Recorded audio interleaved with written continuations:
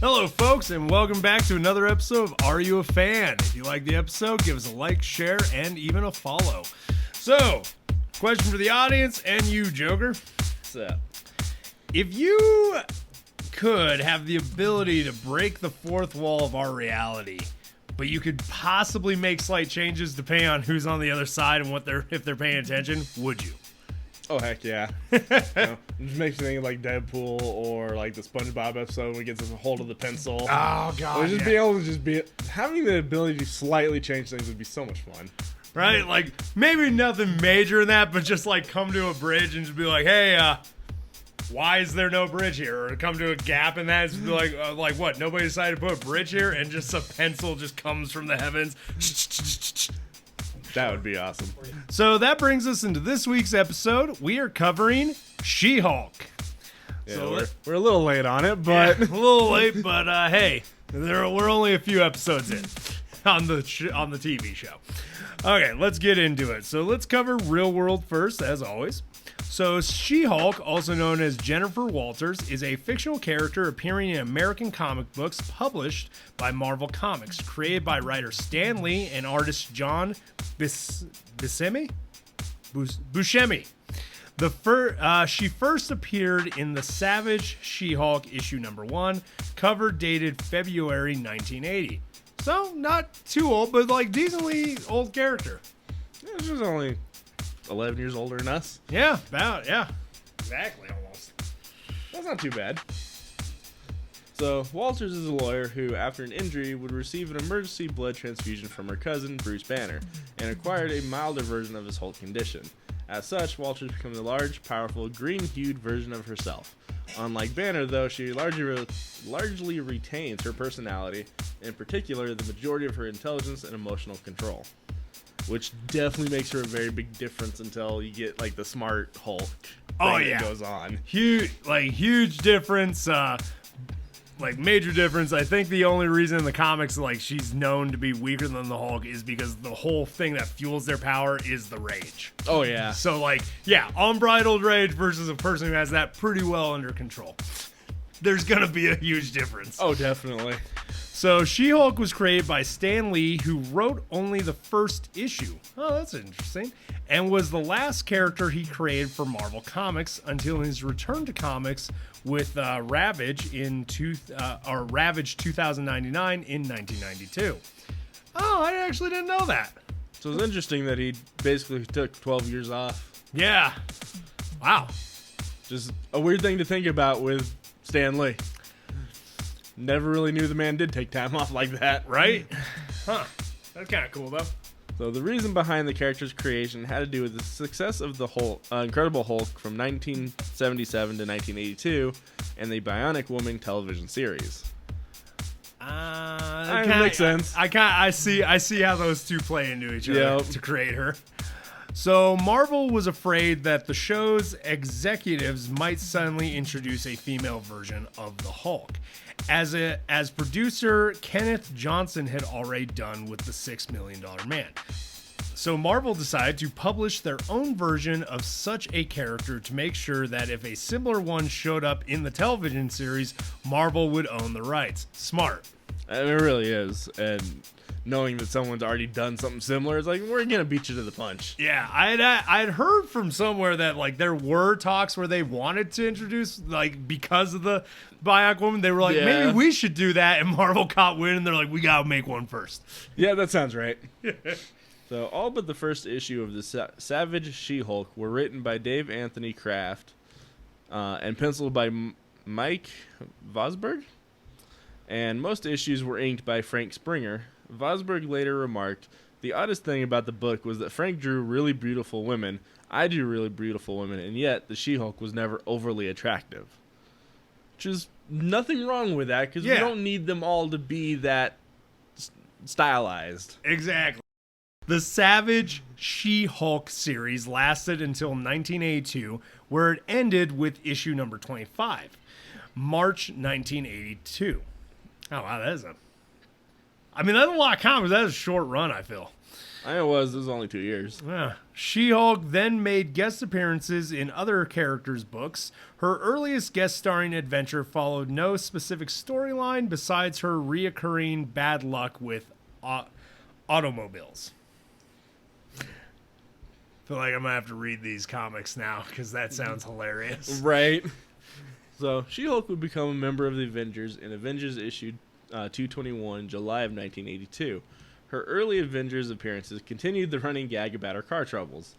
She-Hulk had also made an occasional guest appearance in The Incredible Hulk. Her appearance in the Avengers 233 in July of 1983 would be drawn by John Byrne. Going with that. Who would later become strongly associated with the character. Oh, that's kind of cool. So at the conclusion of the first Secret Wars miniseries, She-Hulk joins the Fantastic Four. Fantastic Four, issue number 265, April 1984. I think I remember when she I remember those comics when she was in there. She kind of jumped around, to be She honest. does join a lot of teams. Yeah, you're serial monogamous. She got a serial team player. Right? So She-Hulk regained a solo series in 1989, The Sensational She-Hulk, maintaining the 1985 graphic novel's title. The Sensational She-Hulk ran for 60 issues. 1 through 8, 31 through 46, and 48 through 50 were written and drawn by Byrne. Byrne's She-Hulk stories satirized comic books and introduced She-Hulk's awareness that she is a comic book character. Which, yep, folks, she beat Deadpool to the punch. She's kind of the original fourth wall breaker. I mean, I guess besides Bugs Bunny, I think would be the very original. Yeah. So, 2 issues tested the limits of the comics code. There's that comics code that we all love bringing up. Okay, so issue number 34 makes references to the 1991 Vanity Fair cover in which actress Demi Moore appeared nude and pregnant. She-Hulk's version has her holding a green beach ball to imitate Moore's pregnancy. I have seen that image. Yeah. Oh, I didn't know that was a parrot. That's kind of cool to know now. So in issue number 40, She-Hulk is depicted jumping rope, apparently in the nude with her breasts and genital area covered by blur lines. The cover of the same issue shows her covering herself with a form sporting the lines approved. Comics code. So other writers to contribute to this series included Steve Gerber, Simon Furman, and Peter David. I know Peter David. Yeah, these are not small names. Oh yeah, no. And also, I just love their little like, hey, comics code right here. Basically, that's all they did. So during the Sensational She-Hulk, the character continued making numerous guest appearances. In 1990, She-Hulk would appear in the 2-issue limited series She-Hulk Ceremony. A lot of guest appearances. We've covered a few characters though that's one of their main shticks. That's pretty much her main shtick. Which I mean, being a lawyer character, there's so many guest appearances you could have her make throughout the comics. Like a Deadpool. Yeah, or not Deadpool, Daredevil. Yeah, exactly. I mean, he does the same thing. So the Sensational She-Hulk ran until issue number 60, February 1994, making it the longest-running solo title of any Marvel superheroine up to that point. Oh, wow. That's kind of cool. After the cancellation of She-Hulk's second solo series, she continued making backup one-shot and team appearances in Fantastic Four, starting with issue number 13 in November 1995. The 1996 miniseries Doc Samson, issue 1 through 4, January through April 1996, Heroes for Hire, issue number 8 through issue number 19. That's actually a decent run in that one. Yeah. Wonder if she was their lawyer, knowing those shenanigans they get into. But yeah, that was from February 1998 through the series final in January 1999. The Avengers, her next major appearance was in the May 2002 one-shot title Thing and She-Hulk: The Long Night. She's been in a lot of titles. She really has, and I definitely feel like the way her character is built, that's what it's best for. Oh, and just fits the role perfectly. Very much so. And anytime I've seen her show up in most things that I've read in that, she always does she's an amazing character to have in there. Oh, definitely. Now we're breaking into the in-universe, so let's break the fourth wall and see what she's up to. So in her early life, Jennifer Sue Walters was born in Los Angeles, California to Sheriff Morris Walters and Elaine Banner Walters.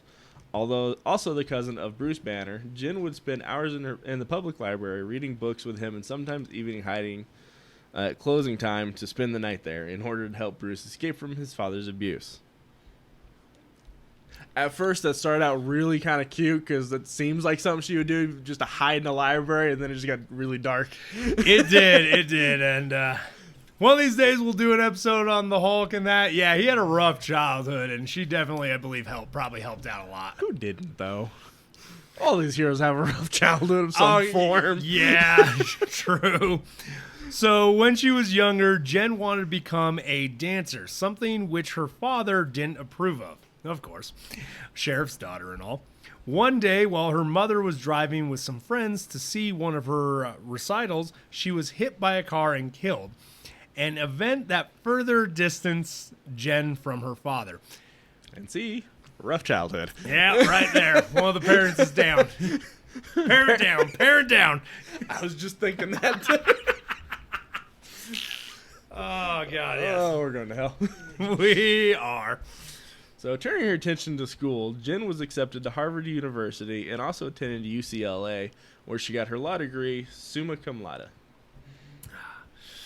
Which, yeah, she is like besides Daredevil, Matt Murdock, she is the like primary lawyer in the superhero verse. Honestly, they're kind of the only two, I think, that are superheroes. I'm actually pretty sure you're right on that. Holy cow. We might have to look into that later. Okay, so let's get into blood transfusion, how she became the She-Hulk. While working as a lawyer in L.A., Jen was visited by her cousin Bruce, who she hadn't seen in years. He revealed to her that he had become the Hulk, and Jen invited him home so they could talk about it. Always being the level-headed one, of course. Makes sense. So, however, on their way there, agents of Nicholas Trask, the crime boss who had killed Jen's mother years before, shot and seriously wounded her. She had been defending a gangster who had been double-crossed by Trask, and she had spread the rumor that she had evidence to incriminate Trask, which led to his retaliation. Oh, wow. So this is a long-standing feud with this family and this gangster. Wow. Apparently there was some stuff going on with with her mom that they didn't feel like telling the audience. Apparently. Dang. Well, daughter's back to finish the job. Okay, so Bruce fended off the attackers and then broke into the doctor's office to treat her. Realizing Jennifer was going to die, Bruce gave her a transfusion of his own blood as there were no other supplies available. I mean, that is a risky call. It's one of those like, yeah, technically, if they have the same blood type and they're cousins, like he's the perfect match. But, but unfortunately, he's got a little contamination going on, just a bit. So Jen would die, but thanks to the transfusion, she was thrown into the below place where she was able to enter the metaphysical green door and come back to life. Oh, the green. Yes, the below place. That's actually the entire basis of why Hulk exists. Yep. I didn't know that she went through that too. I just thought it was just a mutation that happened. Okay, that's cool to find out. So after she stabilized, he had her admitted to a local hospital. However, this came to the attention of the police, who considered Bruce a suspect in Jennifer's attack, and Bruce changed into the Hulk to flee. Because, I mean, what do you do at that point?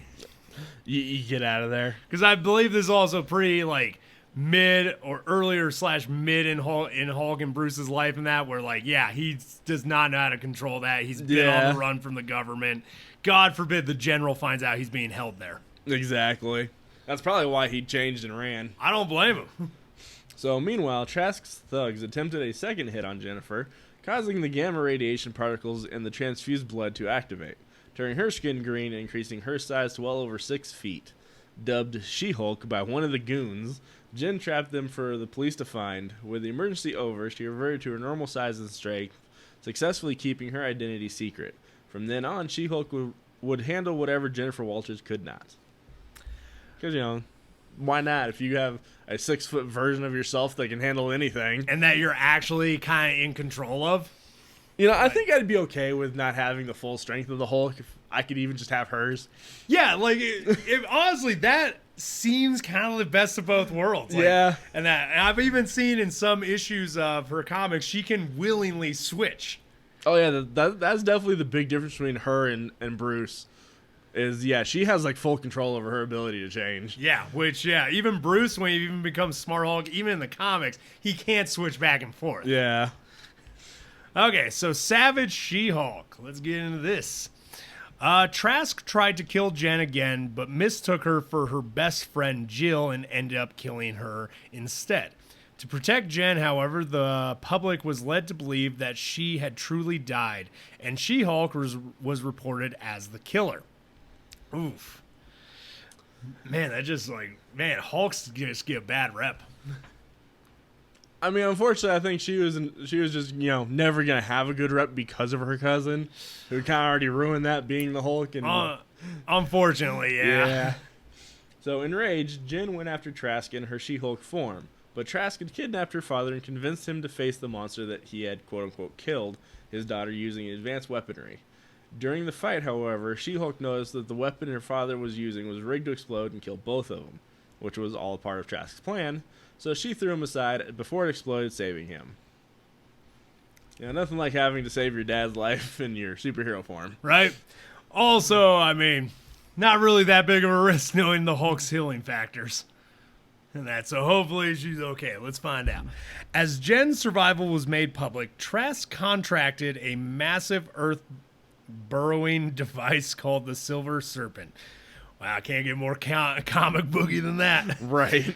He planned to drain Roxanne oil dry, allowing him to buy out the company. She-Hulk investigated and discovered the machine, but during the fight, the drill malfunctioned and continued to go deeper into the earth, with Trask inside, resulting in his demise. I mean, it's got to be a horrible way to go. That's got to be terrible. Like, either you go so deep you start to heat up and just cook yourself, or it's probably what happened. Yep, or it malfunctions at some point and just stops drilling, and they're just like, he keeps going, he'll die eventually, and you're just trapped in there to suffocate. Yeah, I'd rather honestly, I don't know which I'd rather. I think I'd rather suffocate, because heating up to that point, that's not going to be a quick death. No, but I'll take the suffocation. I don't know. Either one, I think you'd pass out before you truly... I think it depends on which one you pass out quicker from. I feel like being just the uncomfortableness getting to the passing out, though, as you get closer to heating up. I'd rather just pass out and suffocate. Fair. As long as you're high enough up, you're not getting too hot. True. So even with Trask gone, Jen's life did not exactly slow down. But she also found some happiness, namely in her relationships with Richard Roy, Zapper, and also with her father once he learned of her She-Hulk identity. Of course, because, the abusive father's like, oh, hey, you're a superhero now? We're cool. Of course. Yeah, come around while I'm famous now. At least I'm not dead. Okay, so superhero teams. After a brief solo career during which she met Hellcat, Jen grew comfortable with her Hulk form. When she was asked by Janet Van Dyne to join the Avengers, she gladly accepted, and the two became great friends. With this new job as a superhero, she quit being a lawyer. Which, I mean, why not? Well, at that point, you don't have time to be a lawyer. True. Because just knowing what I know about being a lawyer, like, you have a lot of time you have to dedicate to, like, research and other stuff outside of the court. You wouldn't have time to do that as a superhero. 100% true, but it is also just nice to have that lawyer background, though, in case you have to defend yourself. Oh, yeah. Which I know she uses. I know the rest of the team takes advantage of. Oh, yeah. There's a few characters that utilize that. Oh, yeah. I did nothing. So as part of the team, she met and had a one-night stand with Star Fox. Later, she was transported to Battleworld by the Beyonder, where she took place in the first Secret Wars, most notable to Jen for her first confrontation with the newly empowered Titania. The Secret Wars. I hear rumor we're going to possibly get that in the MCU, and I'd be down.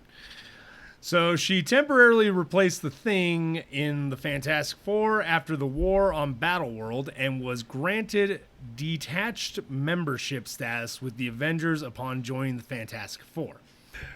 I mean, makes sense. Yeah, she definitely moves around teams in that. Speaking of hooking up with a teammate, she has hooked up with several characters within the MCU, or not MCU, but in the comics universe, to a point where even Wolverine, at one point, she tries to hit on him, and Wolverine's like, I'm not taking Juggernaut's sloppy seconds. And she's like, I never slept with Juggernaut. And he's like, not what I heard. That's pretty bad when Wolverine turns you down. Right? She is promiscuous in that, especially in the She-Hulk form, because it's kind of implied that makes her becomes more like vibrant, bardic, and just like very out there. Charismatic, thank you. That's the word used by Dr. Doom in one of the cartoons. Okay, so let's get into powers and abilities. Okay, so gamma mutate physiology.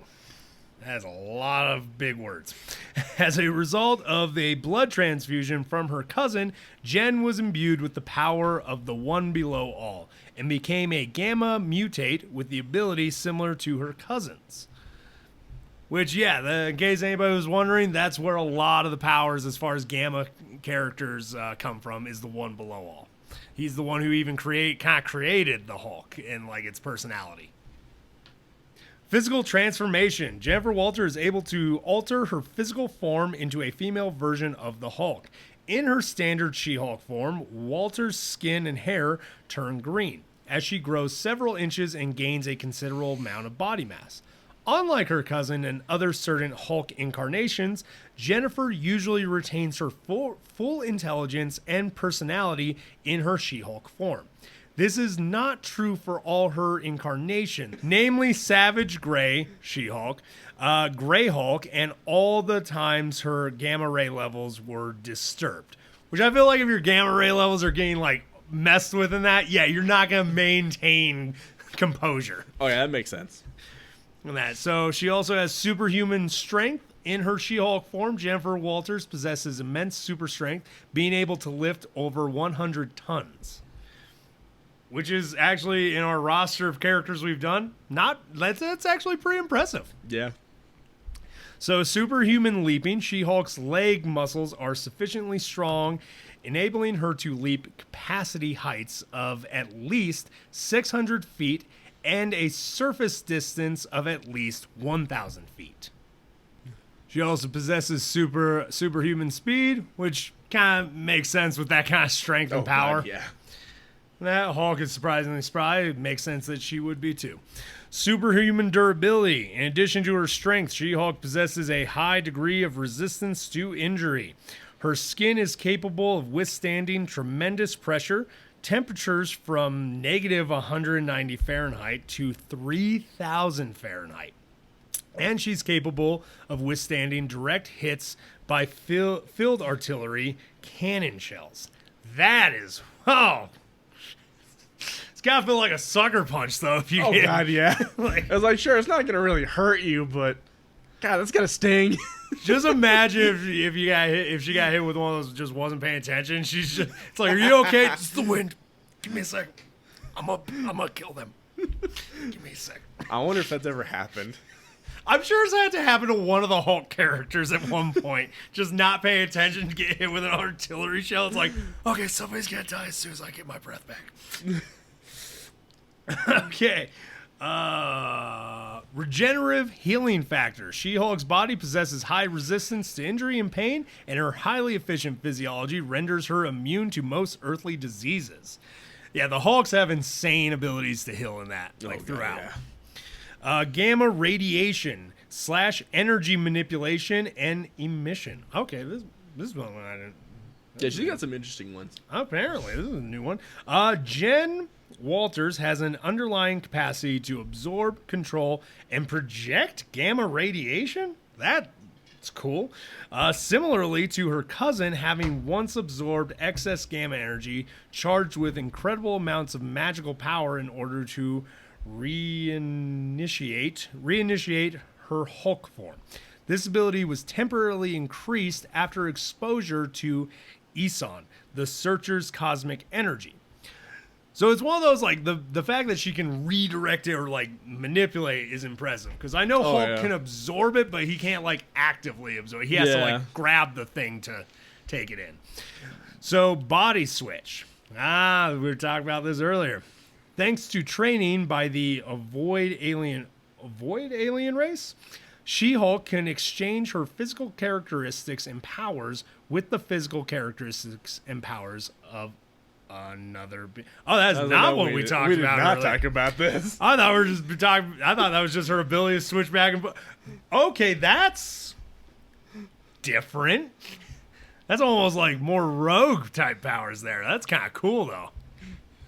Okay, so expert combatant. She-Hulk was trained by Gamora in several martial arts of the galaxy, and she learned which nerves to strike to render an opponent unconscious.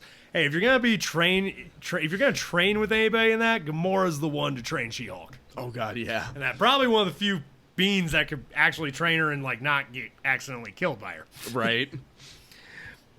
Okay, and an expert attorney. Not gonna go into law lingo, and that you get it. She can win you a case. Yep. That's all we need to know about that, right?